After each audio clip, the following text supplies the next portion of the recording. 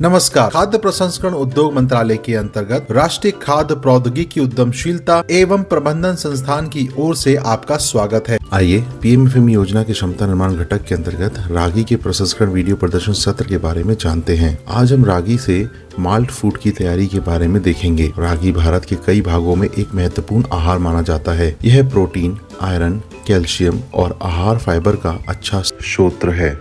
रागी amino acid, vitamin E और phosphorus प्रदान करता है। रागी का आहार फाइबर रक्त के ग्लूकोज के स्तर को प्रभावी ढंग से नियंत्रित करके मधुमेह के रोगियों के स्वास्थ्य में मदद करता है। रागी में फाइबर की उचित मात्रा कम कैलोरी पर भी पेट भरा हुआ महसूस कराती है और अतिरिक्त कैलोरी को बढ़ाने से रोकने में मदद कर सकता है। इसलिए बढ़ते बच्चों, गर्भवती महिलाओं, वृद्ध लोगों और रोगियों के लिए रागी एक अच्छा पोषक आहार माना जाता है।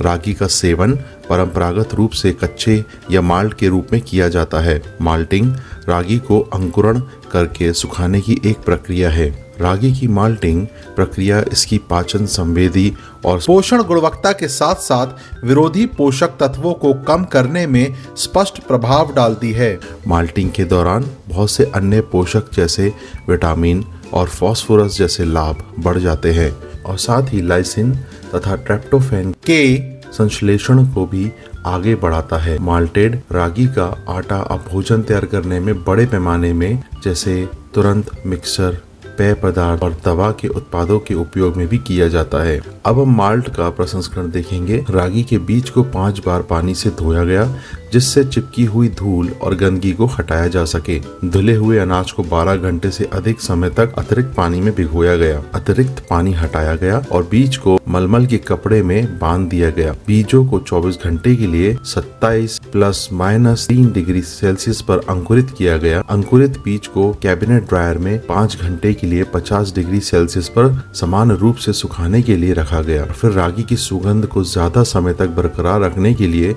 इसे हल्का भुना जाता है जिससे क्लीनिंग की प्रक्रिया कहते हैं। फिर माल्टेड रागी के बीज को एक पल्वराइजर का उपयोग करके आटे के रूप में पीस लिया जाता है। अब हम रागी के लिए माल्ट भोजन तैयार करने की सामग्री देख सकते हैं। यह सूखी सामग्री पीसने की एक विधि है। दूसरी विधि गीली सामग्री को पीसने की है जिसमें रागी को पीसकर उससे दूध निकाला जाता है और बाद में पाउडर के रूप में सुखाया जाता है। इस प्रक्रिया में माल्ट युक्त रागी को कोलाइडल मिल में पीसना शामिल है जहां निकाले गए दूध को छानकर ट्रे में सुखाकर पाउडर के रूप में बनाया जाता है। निकाले गए दूध को एक ट्रे में एकत्रित करके रखा जाता है और ट्रे को ट्रे ड्रायर में रखा जाता है जहां दूध सूखकर टुकड़े के रूप में जम जाता है। इसके बाद टुकड़ों को पल्वराइजर से तोड़कर माल्टेड रागी मिल्क पाउडर बनाया जाता है। स्प्रे ड्रायर की प्रक्रिया के लिए रागी के दूध को एक केन में रखा जाता है जहां उसे सूखे पाउडर के रूप में बनाया जाता है। फिर सूखे पाउडर को स्प्रे ड्रायर से एकत्रित किया जाता है और प्रसंस्करण के लिए भेजा जाता है।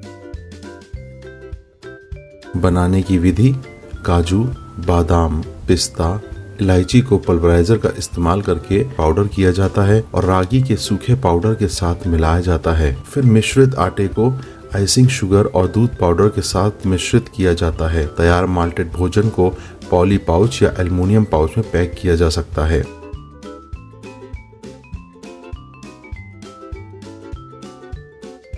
अब तक आपने रागी के माल्ट फूड के प्रदर्शन वीडियो और पीएमएफएमई योजना का आधुनिक प्रसंस्करण देखा।